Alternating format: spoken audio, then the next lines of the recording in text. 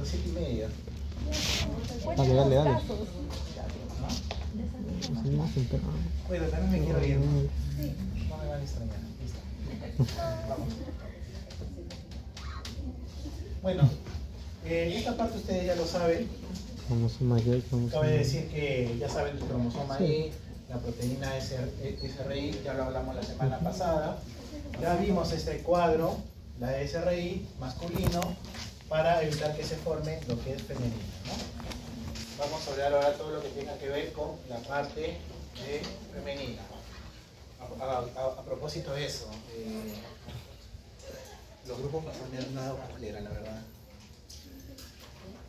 Por favor, chicas, ustedes conocen su cuerpo, conocen su fisiología, ¿verdad? ¿O no conocen? Me han presentado, bueno, yo no llevo práctica con ustedes, pero me han presentado dibujos muy básicos de colegio. En el colegio me enseñaban, este es el labio mayor, este es el labio menor, este es la vagina, este es el útero. Ustedes están estudiando medicina, recuerden, tienen que saber todas las partes y el porqué de esas partes, que lo vamos a ir mencionando. Y muchos no conocen ni su propio cuerpo. Correspondiente al ovario, recuerden la producción de estrógenos, lo que va a formar el conducto paramesonéfrico, trompa uterina, útero y parte superior de la vagina. Por otro lado, los genitales externos estimulados, labio, clítoris, parte inferior de la vagina. ¿Qué pasaría si no se forma el conducto paramesonéfrico?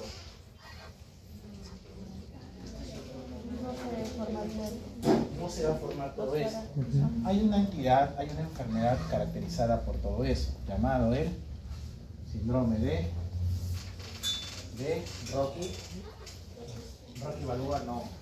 Rokitansky. ¿Lo han escuchado por ahí? Síndrome de Rokitansky es por la no formación del conducto paramesonéfrico. Este síndrome es muy preguntado en exámenes tanto del ENAM, de residencia. Es un síndrome que es muy preguntado, así que es importante que ustedes lo sepan. ¿Okay? ¿Pueden abrir una ventana? Claro que está haciendo calor. Por favor, ustedes que están atrás. Bueno, esto también ya lo vimos la semana pasada. Recuerden que la formación es a partir de la 6ª semana, pero todavía es órgano sexual indiferenciado. Todavía no se diferencia. Recién se empieza a diferenciar a partir de la 7ª semana. Recuerden, crestas genitales a la 6ª semana. Aún las gónadas no se empiezan a desarrollar. Esto ya lo vimos la semana pasada. Entonces, ¿qué es lo que sucede? En el hombre, recuerden, permanece, sin embargo en la mujer hay una degeneración del conducto mesonéfrico para formar los cordones corticales del ovario y próximamente la corteza ovárica, donde están los folículos, toda esa peña, ¿verdad? Sencillo, hasta ahí. Yo siempre dije que la fisiología de la mujer es mucho más difícil, como todas las mujeres. Esto también ya lo vimos, recuerden, en el ovario la onda es indiferenciada al inicio, cordones medulares se degeneran, pero los corticales sí se llegan a desarrollar para formar la corteza ovárica. No hay túnica. Esto lo vamos a ver más adelante en un cuadro. Empieza la médula ovárica, recuerden la médula ovárica, lo vamos a ver en un gráfico, es donde están los vasos, o sea, arteria, vena a nivel ovárico. Todo lo demás vendría a ser la corteza. Recuerden que a partir de la 7ª semana recién se empiezan a diferenciar, donde empezarán a ver los cordones corticales. En el 3er mes, vamos a verlo más adelante sobre el ovogonio, vamos a ver en un gráfico cómo se va a diferenciar y cómo se va a formar.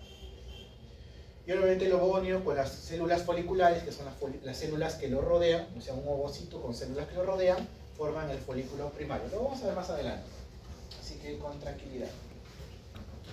Vamos avanzando en el 5º mes, más o menos, ya se va viendo cómo se va desarrollando la corteza y cómo se ha degenerado ya completamente el conducto mesonéfrico. Y vemos el epitelio superficial con los ovocitos primarios rodeados por células foliculares. O sea, el ovocito es el que está al centro y las células foliculares lo rodean. Eso es durante la etapa embrional, ¿no? Es muy sencillo, porque no hay mucho que saber. Ahorita se va a empezar a complicar la cosa como para las mujeres. Bueno, ya saben, la configuración cromosómica sexual de la mujer es XX. ¿El X0 de quién es? Turner, muy bien. Recuerden, el síndrome de Turner es el equivalente al síndrome de Klinefelter en el varón, pero en la mujer es Turner. A propósito de eso, el Turner vendría a ser un hipogonadismo hiper o hipo.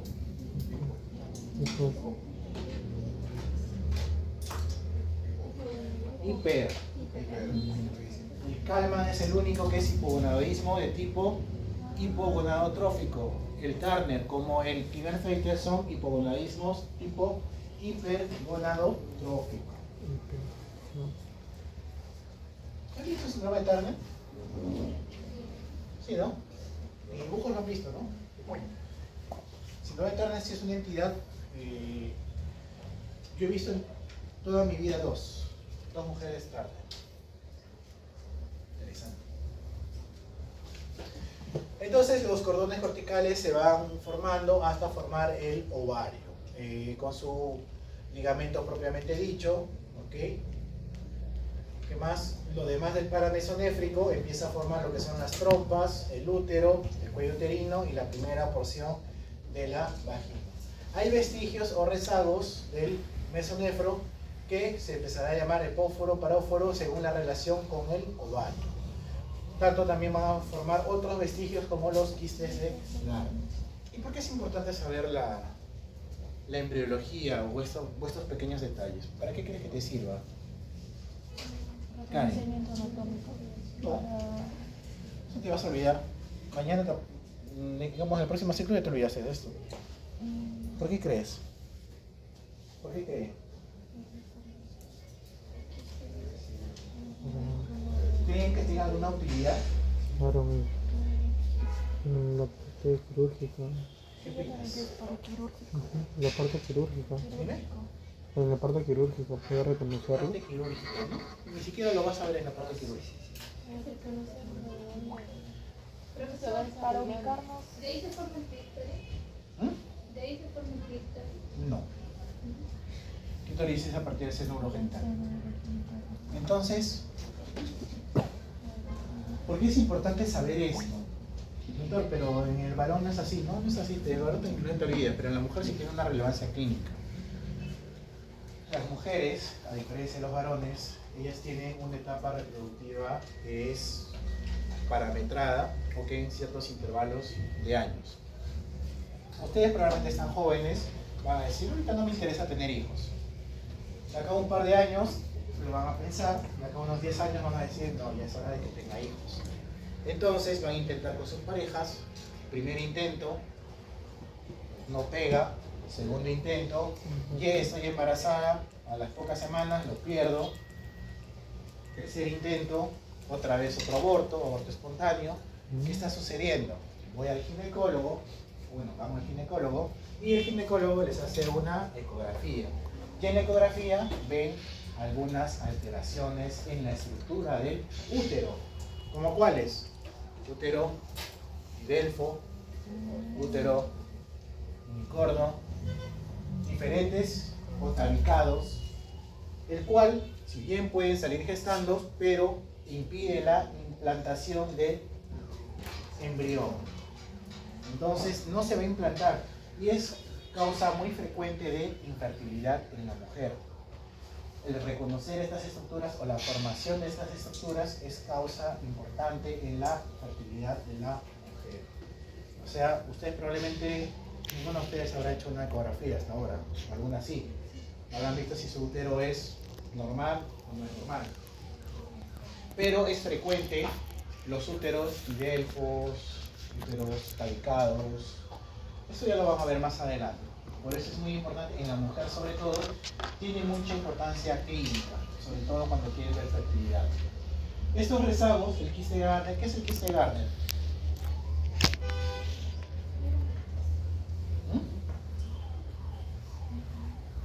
¿Qué es el quiste de Gardner?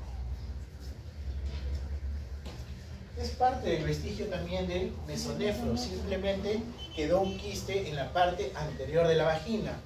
A veces la mujer se toca, al momento, digamos, de la masturbación, se toca y dice, tengo un quiste en la parte anterior de la vagina. Y dice, ¿esto es anormal o es un tumor? Se va al ginecólogo y el ginecólogo le dice, ¿sabes qué? Esto es normal, esto es un quiste de largo. Y la mujer se asusta, no, entonces le lo tengo que quitar. No necesariamente. Simplemente es porque es un vestigio del mesonefro. No tiene implicancia. A ver, silencio, por favor. Por favor, seriedad en ese aspecto. No es tu cuerpo. ¿Por qué te ríes de tu propio cuerpo? Es similar a la próstata, ¿no? No, eso, la próstata es una glándula. Sí, pero...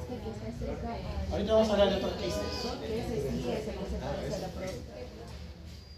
La próstata es una glándula. A ver, no se vean. Vamos por partes. Estamos hablando ahorita de la parte femenina. Estamos hablando de la parte femenina.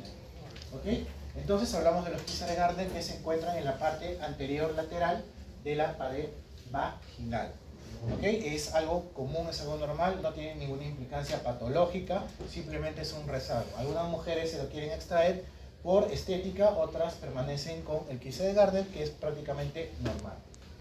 Esto lo van a ver por ecografía, no tiene ninguna implicancia clínica en realidad, solamente son vestigios. ¿Okay? Acá está el asunto. Entonces, tenemos a la médula, donde se encuentran pues las venas y las arterias, todo lo demás viene a ser la corteza, todo este es el estroma, la túnica y la corteza. En el estroma vamos a ver a los ovocitos rodeados de sus folículos, ¿no? Vamos a tener diferentes folículos que lo van a tener en la etapa reproductiva. Bueno, en la mujer vamos a tener folículos primordiales, primarios, secundarios, terciarios. En otros casos lo van a llamar pues antrales, preantrales, folículos de Graf, tienen diferentes nombres. Todo esto es en la mujer en edad verde. Entonces hay que reconocer todas esas estructuras. ¿Es importante? Claro que sí. Hay que diferenciar. ¿Por qué? Hay que diferenciar en la capa. ¿Por qué? Porque el folículo va a tener una capa granulosa, según vaya madurando, va a tener una capa, una teca. Según vaya madurando, esa teca se va a diferenciar en teca externa, teca interna, y luego para poder salir o desprenderse o el ovocito, la ovulación. Pregunta. Bueno, creo que les hice la pregunta. Al momento de la menstruación ustedes ovulan, ¿verdad? ¿Sí? ¿Hasta ahí estamos claros? ¿Sí? Al momento de la menstruación ovulas. No sé, ¿te acuerdas? Ustedes son las que ovulan, yo no. Yo no ovulo. Al momento de la menstruación están ovulando, ¿verdad? No me decepcione, ¿ah?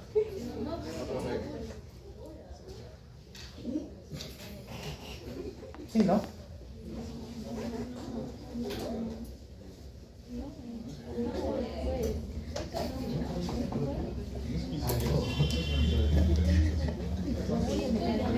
¿Sí o no? ¿Al toque? Vamos. No, pero puede pasar. O sea, ¿sí o no? Ya 14.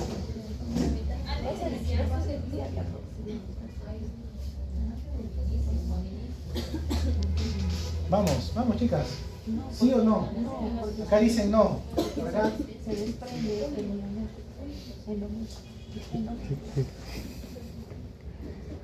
Pero se va a desprender, pues, ¿o no? Entonces, ¿pero qué? ¿Sí o no? Me están buscando ya. No duden, alumnos. No, la menstruación es diferente a la ovulación. Después de los 10 o 14 primeros días. No duden. Los 10 o 14 primeros días. La ovulación ocurre en otro día luego de la menstruación. ¿Y qué es la menstruación? Quien me diga que es la salida de sangre lo jalo. Muy bien, es el desprendimiento del endometrio. Porque algunos de ustedes siguen pensando que la menstruación es el sangrado. Es sangrado. El sangrado es el desprendimiento del endometrio. ¿Y qué es la ovulación? Es cuando se libera el... Es la liberación del ovocito del folículo. Muy bien, eso es la ovulación. Son dos procesos diferentes que ocurren en el ciclo menstrual de la mujer, que lo vamos a hablar la siguiente semana. No duden de su respuesta. ¿Ve? El aumento para la liberación del... Bueno, otro corte, un corte histológico, lo mismo. Acá es muy importante, esto sí debemos saber. Tenemos un folículo primordial, que es un ovocito que está rodeado de una capa folicular, célula, ¿no? Pasa a ser un folículo primario, donde ya tiene una capa granulosa. Un secundario, donde tiene teca y tiene granulosa. Un terciario o ventral, donde ya se diferencia la teca interna de la teca externa. Por favor, lo que quiero que de tarea, antes de su examen, y sé que se van a confundir esto, muchos tienen el pensamiento, es que hay tantos nombres, folículo preantral, folículo antral, folículo de Graf, no se confunden. Folículo primario tiene granulosa, secundario tiene granulosa y tiene teca, pero la teca todavía no se diferencia. El terciario, o ya de Graf, tiene teca interna, teca externa y tiene granulosa, o sea, hay diferenciación. ¿Es importante? Claro que sí, porque a partir del secundario en adelante van a ocurrir algunos procesos que los vamos a ver, hormonales, efectivamente, producción de estrógeno. Por favor, repasen esto porque yo les puedo decir folículo terciario, folículo de Graf. ¿Ok? Muy bien.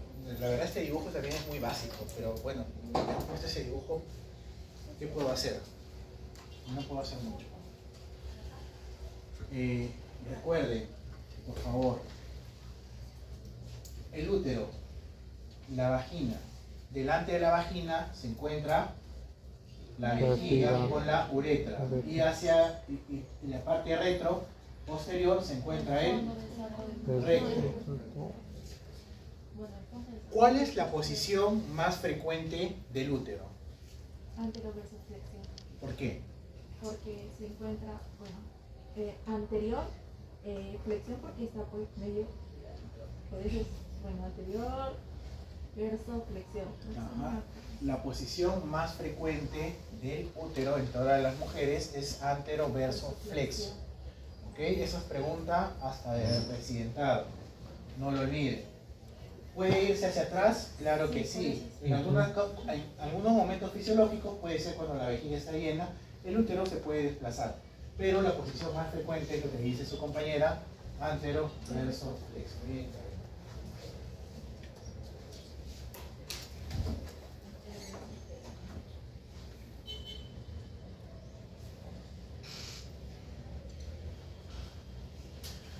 Continuemos. Como les digo, este dibujo es de verdad muy, pero muy básico, pero ¿qué puedo hacer? Vamos comenzando desde afuera.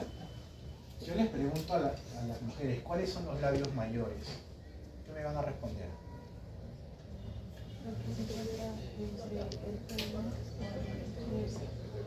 Yo seguro que no conocen cuáles son los labios mayores y menores.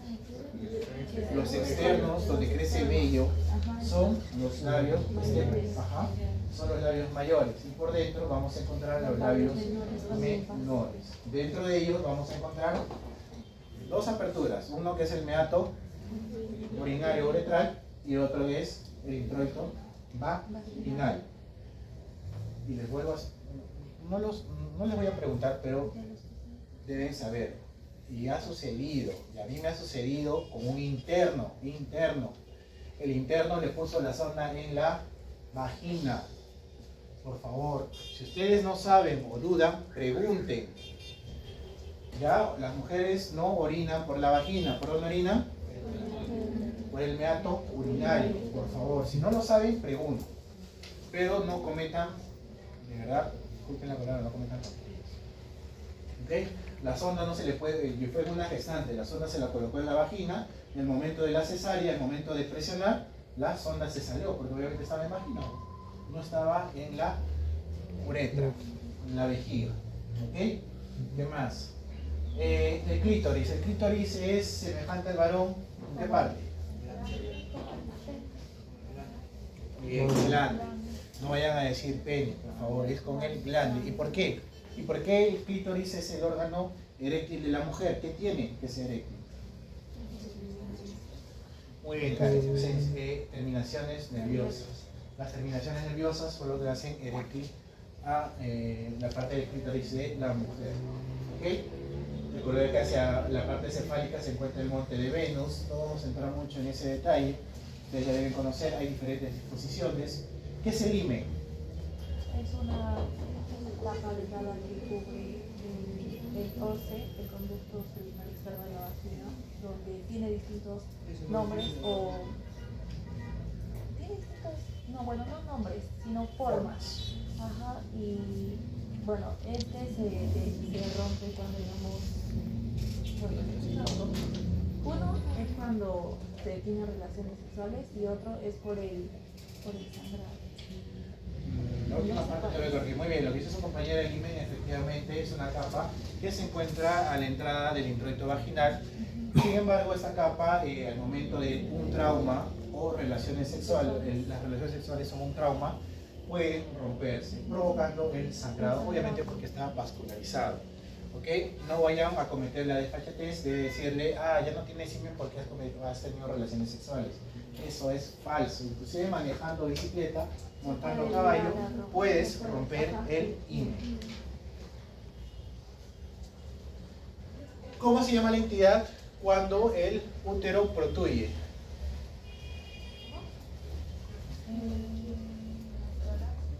Se llama prolapso, pero tiene otro nombre.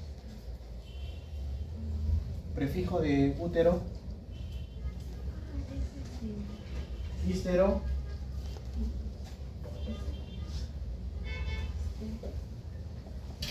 A todos los que agarran con boque. Histerocele. ¿Okay? Histerocele, cuando el útero protruye por la cavidad vaginal. Y cuando protruye la vejiga, ¿cómo se llamará? Cistocele. Y si protruye el recto,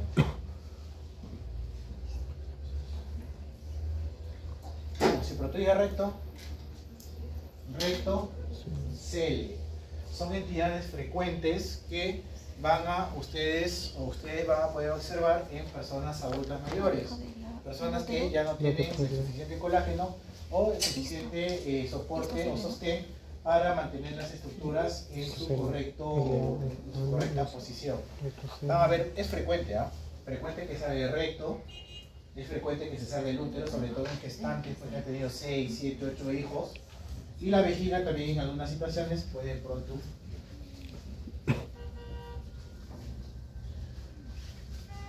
Bueno, entonces vamos a tener, ustedes cuando yo les hable de las trompas de falopio, no me van a decir trompas de falopio, sino me tienen que decir las partes, las fimbrias, la ampolla, el istmo, ¿ok? ¿Dónde ocurre la fecundación? En el tercio externo de la ampolla. A veces en el tercio externo. ¿Y dónde ocurre la implantación? En el endometrio. Muy bien. Entonces, por acá ocurrirá la fecundación, se va a desplazar y recién ocurre la implantación por la capa del endometrio del útero. Muy bien. Recuerden las capas, endometrio, miometrio. Tenemos algunas estructuras de soporte, el ligamento uterosacro, tenemos el ligamento ancho, ¿ok? Ligamento básico.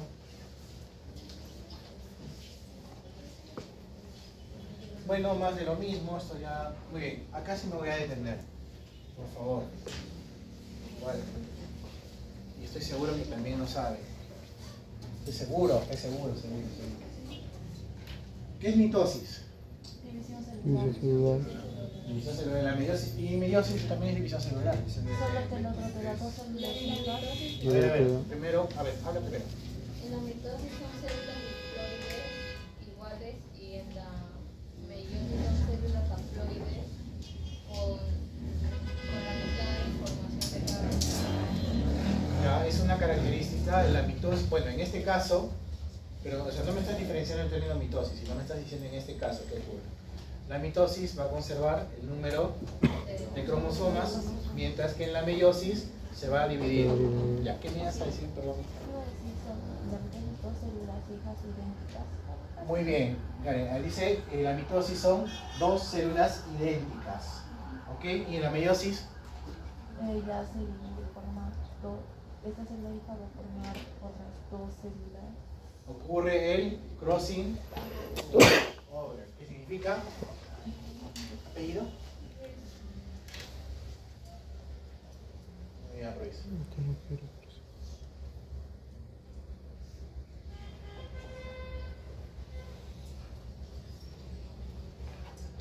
Bien, entonces ya estamos diferenciando en lo que es mitosis y meiosis. Mitosis, mismo número de células idénticas, van a conservar la misma cantidad de genes, y la meiosis viene a dividirse, de diploide pasa a haploide y ocurre la recombinación genética. Va a dar 4 células, ¿verdad? Entonces vamos a ver qué es lo que sucede con la mujer. En la mujer, antes del parto, ¿cuántos más o menos, cuántos millones produce de ovogonias? De 7 a 8 millones, ¿no? Al quinto, más o menos al quinto mes. Más o menos, un aproximado. Por mitosis. Entonces, la mitosis genera una célula germinal primordial, lo que produce el ovogonio, el óvulo primordial, que es recuerden, el ovocito rodeado de una sola capa. O sea, ese es el folículo primordial. Al momento del parto, ya no van a ser 7 millones, sino van a ser de 1 a 2 millones con los que nacen las mujeres. Pero ya atravesó del mitosis, pasó a meiosis tipo 1, ¿ok? Donde se detiene en la profase 1, ¿ok? Esa es la meiosis número 1, acuérdense, ¿ok? Al inicio fue mitosis, luego meiosis y se queda en profase 1. Luego, cuando arranca la pubertad, inicia la, termina la meiosis, la pubertad hasta la menopausia, completa la meiosis tipo 1, llegando a formar el ovocito secundario interrumpido en metafase 2. Solo cuando ocurre la fecundación, completa la segunda meiosis. ¿Verdad? Sencillo, ¿verdad?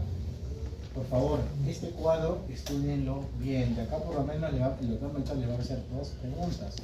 De este cuadro, solo de este cuadro. ¿Ok? Y sobre todo con respecto a la meiosis y a la mitosis, principalmente a la meiosis. Les voy avisando, no quiero ver caras largas. Ay, pero doctor, esta es la clave. No, por favor, acuérdense de esto. Ya saben lo que es mitosis y ya saben lo que es meiosis. Por favor, diferenciar bien esos términos. ¿Qué dice, no? Cuando ocurre la fecundación, la meiosis 2 es completada. Acá ya es completada la meiosis 1, interrumpido en metafase 2. Solo cuando fecunda se completa la segunda meiosis. ¿Bien? Acá están, recuerden que al quinto mes tienen aproximadamente, la mayoría fetal tienen 7 millones de ovocitos primarios. Al nacimiento solamente se quedan de 1 a 2 millones. Y en la pubertad, ¿cuánto? 300.000. ¿Y cuántos llegan a, ¿cómo se llama? A ovular? Entre 400 a 500. No, en general, en toda la vida fértil de la mujer. 400 a 500. De 400 a 500 aproximadamente. Ese es un promedio entre los 3 y 46 años. ¿Ok? ¿Los demás qué sucede? Se degenera. Se degeneran, se vuelven a 3. Ovario. Bueno, entonces los ovarios, estos ya son datos, miden 3 centímetros de largo, de longitud, 1.5 de ancho, 1 de espesor. Tienen la corteza y debajo tienen la túnica, ¿no? Y debajo el estroma. Está el estroma y por debajo todavía la región medular donde están los vasos sanguíneos. Bueno, las medidas que ya hablamos están ligados por 3 ligamentos: uterovárico, tubovárico, lumbovárico Las trompas de falopio, recuerden, según sus partes, miden de 10 a 12 centímetros. El útero, una nulípara, mide de 6 a 7 centímetros también. Fijado por los ligamentos anchos, redondo y útero sacro.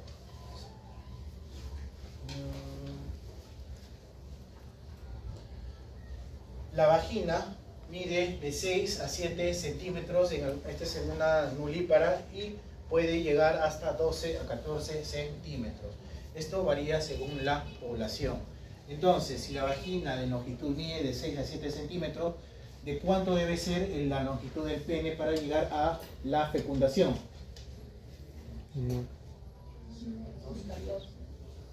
¿Por qué 12 a 14 si te está diciendo que la longitud es de 6 a 7? 5. Claro, de 7 centímetros. O sea, no necesitan, en los hombres, no necesitamos un pene tan grande, largo, porque la longitud de la vagina es de 6 a 7. Solamente en casos de que sean pues multíparas o que hayan tenido varias gestaciones, puede llegar de 12 a 14. O sea, un promedio del varón tiene que llegar hasta los 15 promedio, no exagerando. No se necesita más.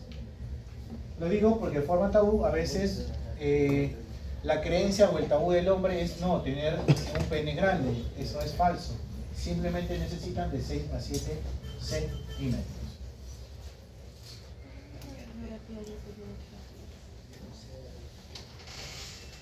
Bueno, la vulva, ya saben, ya hablamos, compuestos por los labios mayores, labio menor, entre ellos hay un vestíbulo, hacia arriba hay un meato, y el orificio interior de la vagina o introito vaginal, y en la entrada el himen, ¿no? Ya sabemos que el órgano eréctil es el clítoris y los lóbulos de la vagina. El clítoris, recuerden que es por la inervación. Glándulas anexas, glándulas uretrales y glándulas vulvovaginales. Tener mucho cuidado con lo que son las glándulas de Bartolino. ¿Por qué? Porque las glándulas de Bartolino se pueden inflamar y se pueden abscedar, provocando mucho dolor en la mujer. ¿Ok? Tener mucho cuidado. ¿Y por qué puede producirse? Cambios en los hábitos alimenticios, vida sexual, puede producirse con ropa sintética.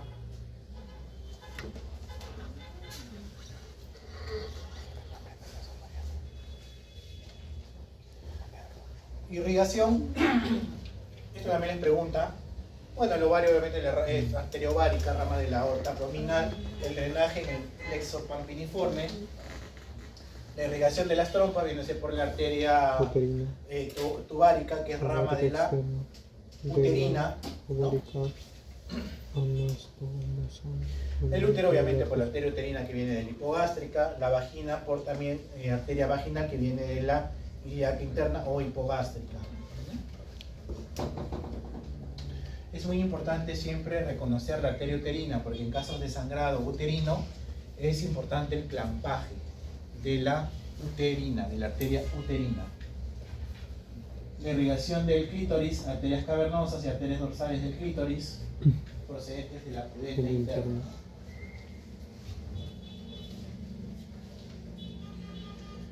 Entramos a lo que es la función ovárica.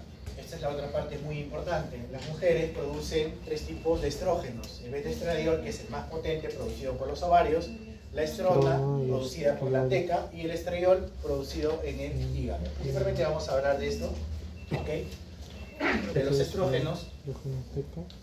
¿Para qué les sirven los estrógenos? Sus caracteres es lo que nos diferencia entre hombres y mujeres. La piel de la dama, de la mujer, es mucho más fina que la del hombre, que es gruesa. La voz. Vamos a ver otros factores que también influyen en los estrógenos. Y vamos a hablar cómo se forman estos estrógenos y dónde. Y dentro de los estágenos, la progesterona. ¿Dónde también van a tener progesterona? Es parte del ciclo menstrual de la mujer en la segunda fase, en la fase luteinizante, ¿no? Ya lo vamos a hablar la próxima semana. Entonces, la progesterona en una mujer embarazada en la segunda mitad del ciclo ovárico. Entonces, todo esto lo vamos a ver en un gráfico, ¿ya? Acá está el gráfico. Este es otro gráfico que lo deben saber al revés y al derecho. Este gráfico también va a venir. Por favor. Vamos a hablar de la célula de la teca, y de la granulosa, principalmente de la teca interna. Si hablamos de la teca interna, ¿de qué folículo nos vamos a referir? ¿Del primordial? ¿Por qué? Porque es el que aún no presenta. No presenta todavía teca. Vamos a referirnos a partir del secundario y terciario, ¿ya? Pero este proceso ocurre en la teca interna, a partir del colesterol. ¿Quién transporta el colesterol? ¿Eh? ¿Quién transporta el colesterol?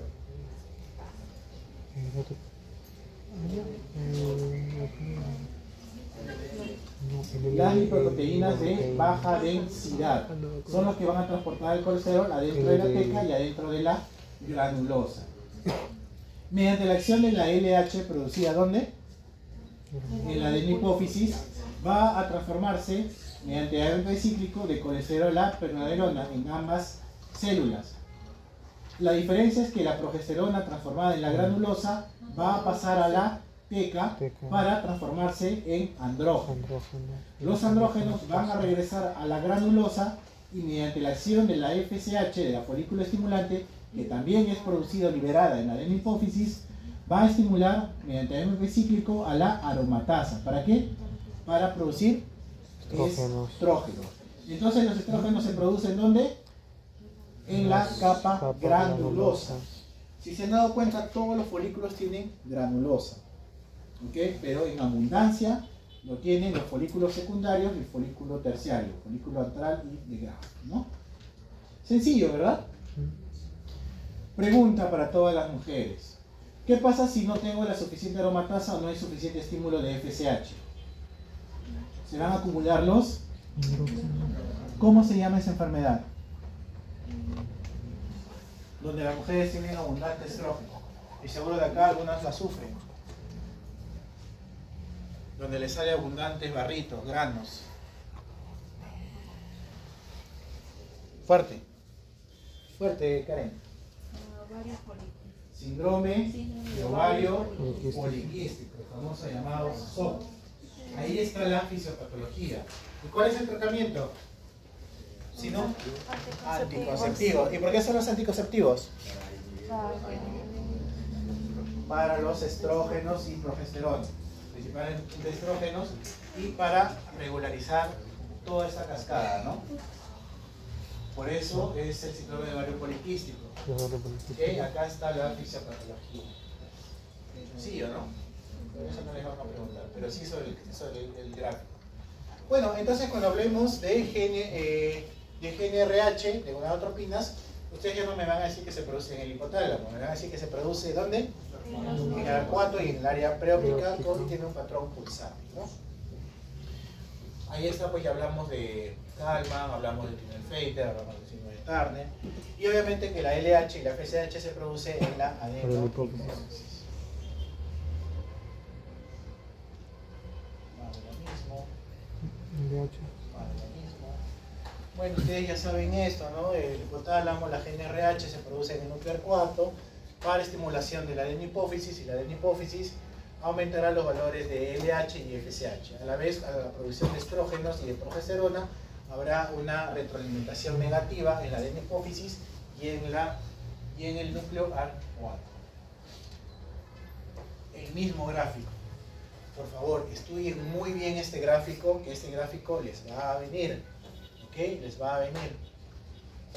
Es lo mismo. Más de lo mismo.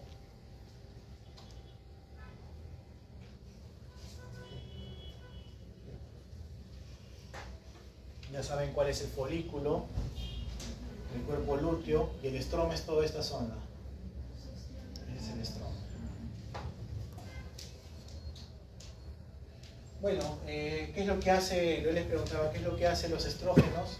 Desarrollo del aparato genital femenino, caracteres secundarios femeninos, es lo que a ustedes les hace que la piel la tengan fina, la voz no les cambie, tengan más cantidad de vello. Asegura el crecimiento de un solo folículo ovárico, activa la producción del LH, crecimiento del endometrio, viscosidad del flujo vaginal. El flujo vaginal vamos a hablarlo ya la próxima semana, la viscosidad.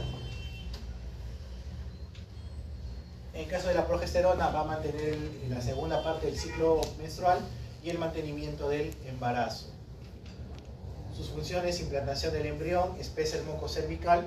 Esto lo vamos a ver también la próxima semana. Recuerden que ustedes saben cómo pueden, bueno, las chicas saben cómo pueden diferenciar que están ovulando, ¿verdad?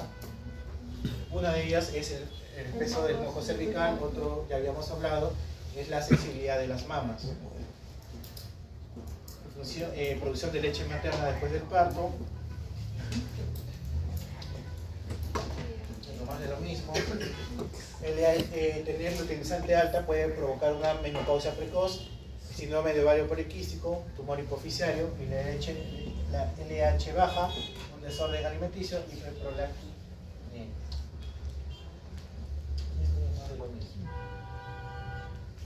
Acá está, ¿no? La LH alta, síndrome de Turner, ovario poliquístico. LH baja, síndrome de Calma, lo que hablamos al inicio de la clase. Muy bien, hemos terminado.